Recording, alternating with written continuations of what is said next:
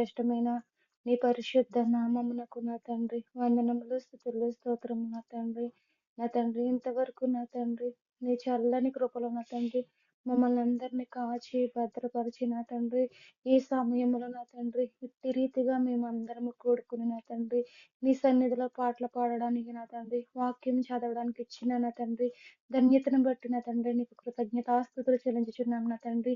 ఏమి ఇచ్చినా నీ రుణం మేము తీర్చలేము నా తండ్రి. నా తండ్రి నీ వాక్యం అనేది ఆగకూడదు నా తండ్రి. నీ వాక్యము ప్రతిదినము నా తండ్రి ప్రకటించబడాలి నా తండ్రి. నీ వాక్యమే మా జీవితాలను సరిచేసేది నా తండ్రి. నీ అమూల్యమైన మాటలతో నా తండ్రి మమ్మల్ని బలపరిచింది నా తండ్రి, స్థిరపరిచింది తండ్రి. ఆత్మీయ జీవితంలో నా తండ్రి మేము ఎటు తొలగిపోకుండా నా తండ్రి నీ ఎడల భయభక్తులు కలిగిన తండ్రి నీలో ఫలించే బిడ్డలుగా నా తండ్రి నీలో నా తండ్రి జీవించే బిడ్డలుగా మమ్మల్ని నా తండ్రి నడిపించమని నా తండ్రి ఇప్పుడు కొన్ని మాటలు చెప్పుకోవాలని ఆశ కలిగి ఉండగా నా తండ్రి ప్రతి బిడ్డకి వెనగల చెవిని నా తండ్రి గ్రహించే హృదయమును నా తండ్రి అనుగ్రహించమని నా తండ్రి చెప్పుచున్న నాకును నా తండ్రి ఈ పరిశుద్ధాత్మ అనుగ్రహించమని ఈ కొద్ది మనులను దేన మనులను అమూల్యమైన నీ పాదముల చెంతకు చేర్చుకోమని నా ప్రభువును నా ప్రియ రక్షకుడునైన యేసుక్రీస్తు నామమున వినయముగా అడిగి బతిమాలి పొంది ఉన్నాను కన్న తండ్రి. ఆమేన్, ఆమేన్, ఆమేన్. ఇంతటి మంచి అవకాశం అనుగ్రహించిన దేవాతి దేవునికి క్రీస్తు పేరిట కృతజ్ఞతలు. అలాగే అవకాశం ఇచ్చిన సహోదరులకు కూడా ప్రభువైన యేసుక్రీస్తు వారి పేరిట వందనములండి అందరికీ. అయితే ఈ రోజు మనము కొన్ని ప్రాముఖ్యమైన మాటలను మనము నేర్చుకుందామండి. ప్రభునందు ప్రియమైన దేవుని పిల్లలారా, ప్రార్థన ప్రార్థన ఎవరికి చేయాలి? ఎలా చేయాలి? చాలా మందికి ప్రార్థన ఎలా చేయాలో, ఎవరికి ప్రార్థన చెయ్యాలో అర్థం కాని స్థితిలో ఉన్నారు చాలా మంది. ప్రార్థన ఎవరికి చేయాలి? అసలు ప్రార్థన అంటే ఏంటంటే అడగడం, విజ్ఞాపన చేయడం, దేవునికి విజ్ఞాపన చేయడం. ఈ ప్రార్థన అనేది దేవునితో మనం మాట్లాడడము అని అంటూ ఉంటారు. చాలా మంది క్రైస్తవులు ప్రార్థిస్తూనే ఉంటారు. అయితే ఈ ప్రార్థన ఎవరి కాలంలో ప్రారంభమైంది? అసలు ఈ ప్రార్థన ఎవరికి చేయాలి? అసలు ఏ నామములో ప్రార్థన అనేది మనము చెయ్యాలి అనేది చూడాలి. అసల ఆహ్, ఈ ప్రార్థన అంటే బ్రతిమలాడడం, విన్నవించుకోవడము. అయితే నేటి క్రైస్తవ సమాజంలో చాలా మంది ప్రార్థన చేస్తూ ఉంటారు. అయితే ఎవరికి ప్రార్థన చేయాలో తెలియక చేస్తూ ఉంటారు. మా ప్రార్థన దేవుని దగ్గర చేరింది అని ఒక భ్రమలో ఉంటారు. కానీ వారు ఏ ప్రార్థన చేస్తున్నారో, ఎలా చేస్తున్నారో తెలియని స్థితిలో ఉన్నారు.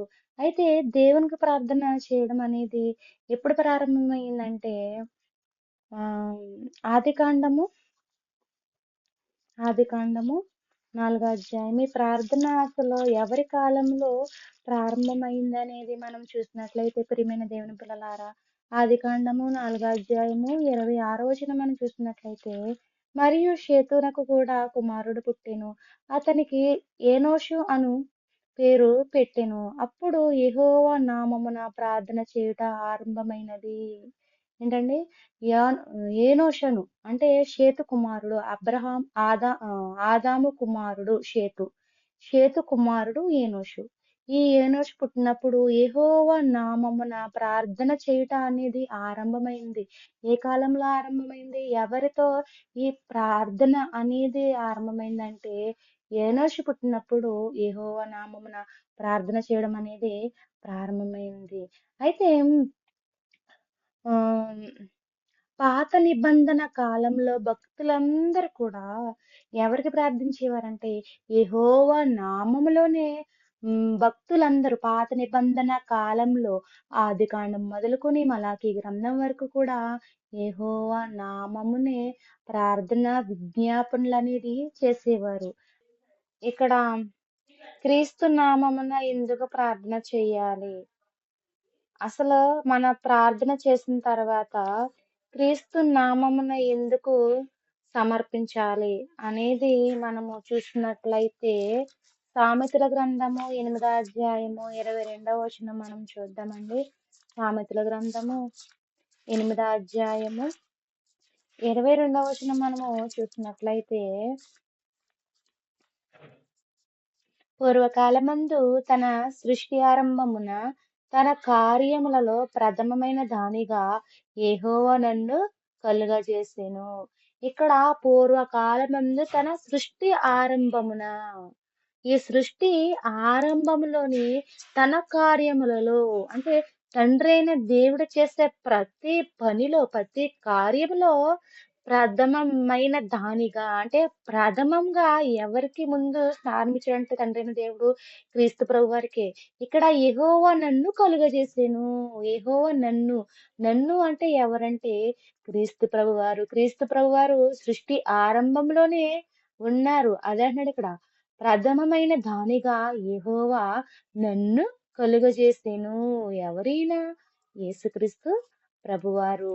అయితే ఈయన గురించి మనకి ఇంకా క్లారిటీగా తెలియాలంటే మొదటి కొరింథీయులకు రాసిన పత్రిక, మొదటి కొరింథీయులకు రాసిన పత్రిక 1వ అధ్యాయము 24వ వచనం మనం చూసినట్లయితే దేవుని పిల్లలారా, ఇక్కడ ఏమంటాడంటే 24వ వచనంలోని ఆయన యూదులకు ఆటంకముగాను అన్యజనులకు వెర్రితనముగాను ఉన్నాడు గాని యూదులకేమి గ్రీసు దేశస్థులకేమి పిలువబడిన వారికే క్రీస్తు దేవుని శక్తియును దేవుని జ్ఞానమై ఉన్నాడు.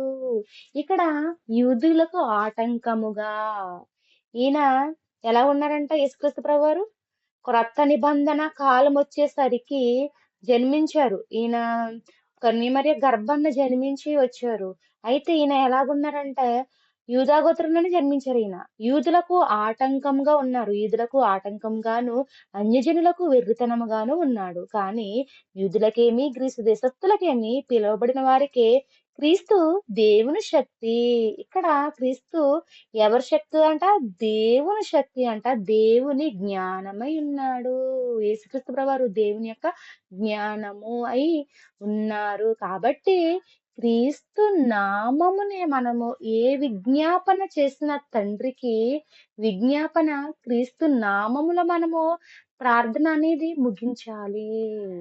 అదే విధంగా మనము చూసినట్లయితే గలతీలకు రాసిన పత్రిక 4వ అధ్యాయము 4వ వచనం మనము చూసినట్లయితే గలతీలకు రాసిన పత్రిక 4వ అధ్యాయము 4వ వచనం మనము చూడగలిగినట్లయితే అయితే కాలము పరిపూర్ణమైనప్పుడు దేవుడు తన కుమారుని పంపెను.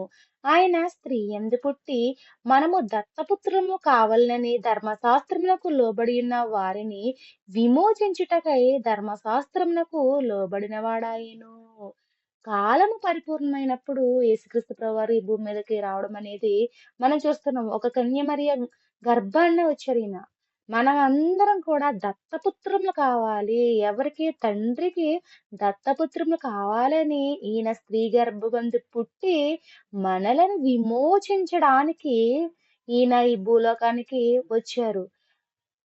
ధర్మశాస్త్రమునకు లోబడి ఉన్న వారిని విమోచించుటకై ధర్మశాస్త్రానికి ఎవరో లోబడి ఉన్నారంట చాలా మంది యూదులు ధర్మశాస్త్రానికి లోబడి ఉన్నారని వారిని విమోచించుటకై ధర్మశాస్త్రమునకు లోబడిన వాడాయను. లోబడ్డాడండి. క్రీస్తు ప్రభువారు లోబడ్డారు. అదే విధంగా మనము మరొక వచనం చూసినట్లయితే మనం ఎందుకు ఎవరి నామంలో ప్రార్థన చేయాలి? చాలా మంది ప్రార్థనలో యేసయ్య అని పరిశుద్ధాత్మ అని అంటూ ఉంటారు. కానీ యేసుక్రీస్తు ప్రభువారు చెప్తున్నారు. నాకు ప్రార్థన చేయమని యేసుక్రీస్తు ప్రభువారు ఏమీ అనలా. మీరు తండ్రికి ప్రార్థన చేయొద్దు, నాకే ప్రార్థన చేయని ఎప్పుడు కూడా యేసుక్రీస్తు ప్రభువారు అనలేదండి. మనము చూసినట్లయితే యోహాను సువార్త 16వ అధ్యాయము, యోహాను సువార్త 16వ అధ్యాయము 24వ వచనం మనము చూసినట్లయితే ఇది వరకు మీరేమియు నా పేరట అడగలేదు. మీ సంతోషము పరిపూర్ణమగునట్లు అడుగుడి మీకు దొరుకును. ఇక్కడ యేసుక్రీస్తు ప్రభువారు మాట్లాడుతున్నారు. ఏమని? ఇది వరకు మీరేమియు నా పేరట అడగలేదు. నా పేరట అడగండి. మీరు ఏమి ప్రార్థించినా తండ్రికి ప్రార్థించండి. కానీ నా పేరట మీరు అడగండి. నన్ను జ్ఞాపకం చేసుకోండి. నన్ను జ్ఞాపకం చేసుకోండి. నా పేరట మీరు అడగండి. ఇది వరకు మీరేదియో అడగలేదు. మీ సంతోషము పరిపూర్ణమగునట్లు అడుగుడి మీకు దొరుకును. మీరు నా పేరట అడగండి. ప్రార్థన చేసినప్పుడు మీరు ప్రార్థన విజ్ఞాపనం అనేది చేసినప్పుడు మీరు నా పేరట అడగండి అని యేసుక్రీస్తు వారు చెప్తున్నారు. అయితే యేసుక్రీస్తు ప్రభువారు తండ్రికే ప్రార్థించమని చాలా సార్లు శిష్యులకు కూడా మాట్లాడడం అనేది మనం చూస్తాము. మత్తయి సువార్త 6 అధ్యాయము 9వ వచనంలోని యేసుక్రీస్తు వారు శిష్యులకు నేర్పుతారు ప్రార్థన. శిష్యులు ప్రార్థన ఎవరికి చేయాలి అని యేసుక్రీస్తు ప్రభువారిని అడిగినప్పుడు యేసుక్రీస్తు ప్రభువారు చెప్తారనమాట. మత్తయి సువార్త 6 అధ్యాయము 9వ వచనం మనము చూసినట్లయితే, కాబట్టి మీరిలాగు ప్రార్థి ప్రార్థన చేయుడి. పరలోకమందున్న మా తండ్రి, పరలోకమందున్న మా తండ్రి, తండ్రికే మీరు ప్రార్థన చేయాలి. పరలోకమందున్న మా తండ్రి, మీరు తండ్రికే ప్రార్థించాలని యేసుక్రీస్తు ప్రభువారు చెబుతూ ఉన్నారు. అదే విధంగా మనం చూసినట్లయితే యోహాను సువార్త 17వ అధ్యాయము, యోహాను సువార్త 17వ అధ్యాయము మొదటి వచనం మనము ఒక్కసారి చూడగలిగినట్లయితే, యేసు ఈ మాటలు చెప్పి ఆకాశము వైపు కన్నులెత్తి ఇట్లనెను, తండ్రి నా గడియ వచ్చి ఉన్నది. ఇక్కడ ఆకాశం వైపు కన్నులుగా ఎత్తి ఏమ ప్రార్థన చేస్తున్నారు? తండ్రి, యేసుక్రీస్తు ప్రభువారే తండ్రికి ప్రార్థన చేస్తున్నారు. ఆయన కుమారులుగా ఉన్నాము, ఆయన బిడ్డలుగా మనం పిలువబడుతున్నామంటే తండ్రికి మనము ప్రార్థన చేయాలి. యెహోవా నామమున ప్రార్థన చేసి మనము ముగింపు మాత్రము క్రీస్తు పేరట మనము అడగాలి. తండ్రి, కుమార, పరిశుద్ధాత్మ మనలను వెన్నంటూ ఉండి నడిపిస్తూ ఉంటారు. మనకి ప్రార్థన చేయడం రానప్పుడు మనము తండ్రికి ఎలాగ ప్రార్థించాలో అని ఉచ్చరింప సఖ్యం కాని మూలుగులతో పరిశుద్ధాత్ముడే మన పక్షాన ప్రార్థన చేస్తాడు తండ్రికి. ఆయన పరిశుద్ధాత్ముడే మనలను ముందుండి నడిపిస్తారు. అయితే మనం క్రీస్తు నామమునే మన ప్రార్థన అనేది సమర్పించాలి. అదే విధంగా మరొక వచనం మనము చూసినట్లయితే తిమోతికి రాసిన మొదటి పత్రిక, తిమోతికి రాసిన మొదటి పత్రిక 2వ అధ్యాయము 5వ వచనం మనము చూస్తే, దేవుడొక్కడే నరునికి దేవుడక్కడే దేవునికిని నరులకును మధ్యవర్తియు ఒక్కడే, ఆయన క్రీస్తు యేసను నరుడు. ఇక్కడ తండ్రికి నరులకు మధ్యవర్తిగా ఎవరు వచ్చారండి? యేసుక్రీస్తు ప్రభువారు. అదే ఇక్కడ చెప్తున్నాడు. ఏమని అంటే, దేవుడు ఒక్కడే, దేవునికి నరులకును మధ్యవర్తి ఒక్కడే, ఆయనే యేసుక్రీస్తు. మనం ఏదన్నా ప్రార్థన విజ్ఞాపన చేయాలన్నా మనకి మన ప్రార్థన తండ్రి చెంతకి చేరాలన్నా గాని మనము ఎప్పుడైతే క్రీస్తు నామాన్న మనము ప్రార్థన సమర్పిస్తామో అప్పుడు తండ్రి దగ్గరికి చేరుతుంది. మధ్యవర్తి కింద యేసుక్రీస్తు ప్రభువారు ఉన్నారు కాబట్టి ప్రతి ఒక్కరు కూడా ఆలోచన చేయాలి. మనము ఎవరికి ప్రార్థిస్తున్నాము, ఎలా ప్రార్థిస్తున్నాము, ఏమని ప్రార్థిస్తున్నాము అని మనము ఆలోచించాలి. కన్నులెత్తి యేసుక్రీస్తు ప్రభువారు ఆ సాయంకాల సమయంలో కొండ మీదకి వెళ్ళి ప్రార్థన చేస్తూ ఉండేవారు. పరలోకమందున్న మా కన్న తండ్రి, పరలోకములో ఉన్నారు ఆయన. అందుకని మనము పరలోకమందున్న తండ్రికి మనము ప్రార్థించేవారిగా మనము ఉండాలి. ఆ చేసిన ప్రార్థన మనము క్రీస్తు వారి పేరట సమర్పించేవారిగా మనము ఉండాలి. మరొక వచనం మనము చూసినట్లయితే కొలస్సీలకు రాసిన పత్రిక 1వ అధ్యాయము, కొలస్సీలకు రాసిన పత్రిక 1వ అధ్యాయము 21వ వచనం మనము చూసినట్లయితే, మరియు గత కాలమందు దేవునికి దూరస్తులను మీ దుష్క్రియల వలన మీ మనస్సులో విరోధ భావము గలవారనై ఉండిన మిమ్మును కూడా తన సన్నిధిని పరిశుద్ధులుగాను నిర్దోషులుగాను నిరపరాధులుగాను నిలబెట్టుటకు ఆయన మాంసయుక్తమైన దేహమందు మరణము వలన ఇప్పుడు మిమ్మును సమాధానపరచెను. అంటే తండ్రికి మనకి మధ్య ఒక సంధి చేసి మనకు తండ్రికి నరులకు ఉన్న మధ్య అడ్డు తెరను తెంచివేశారు. సిలువ రక్తములో తన మరణం ద్వారా యేసుక్రీస్తు ప్రభువారు తెంచారు. అందుకని మనము క్రీస్తు నామమున ప్రార్థన చేయాలి. ఎందుకంటే క్రీస్తు ప్రభువారే మన పక్షాన విజ్ఞాపన చేస్తున్నాడు. అందుకని అంటాడు రోమీయులకు రాసిన పత్రికలో అనుకుంటా, శిక్ష విధించేవాడెవడు? తండ్రి అయిన దేవుడు, క్రీస్తే. కాకపోతే ఆయన మన పక్షాన నుండి తండ్రికి విజ్ఞాపన అనేది చేస్తున్నారు. ఇక్కడ మనం చూస్తే తన సన్నిధిని ఇక్కడ గత కాలమందు దేవునికి దూరస్తులుగా ఉన్నాము. క్రీస్తుని ఎరుగక ముందు, బాప్తిసము తీసుకోక ముందు మనము దేవునికి దూరస్తులుగా ఉన్నాము.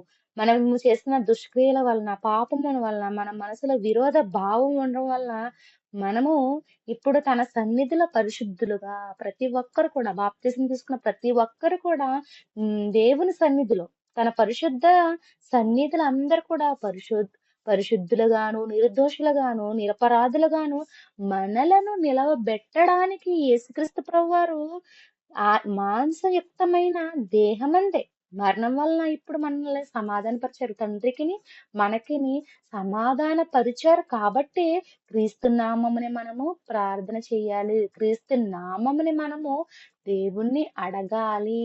దేవుణ్ణి అడగాలని